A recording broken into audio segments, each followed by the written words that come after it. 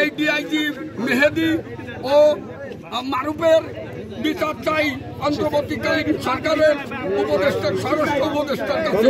সবাইকে ধন্যবাদ জানিয়ে কথাবাসী কথা বিএনপি এবং সকল অঙ্গ সংগঠনের নেতৃবৃন্দ 2011 সাল থেকে 2024 সাল পর্যন্ত আমরা যেভাবে নির্যাতিত হয়েছি আপনারা সবাই জানেন যে হামলা মামলা মিথ্যাভাবে আমাদেরকে হামলা মামলা দিয়ে বিভিন্নভাবে সন্ত্রাসীদের বানায়ে আমাদের জেল আদালতে প্রেরণ করেছে। আমরা শুধু আমাদের পক্ষ থেকে আমরা সেগুলো করে আমরা দাবি নিয়ে মুক্তি লাভ করেছি, তাতেও আমাদের রেহাই দেয় নাই।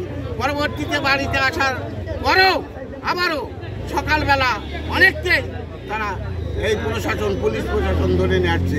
কি অন্যায় আমরা করেছি? আমাদের অন্যায় একটা মাত্র অন্যায় যে আমরা রাজনীতি করি, আমরা বিএনপি করি।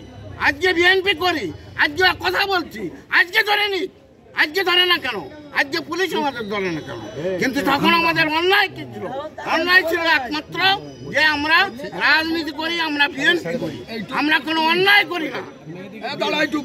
আমরা এই ডিআইজি মেহেদি ও মারুফের বিচার চাই অন্তর্বর্তীকালীন সরকারের উপদেষ্টার স্বরাষ্ট্র উপদেষ্টার কাছে।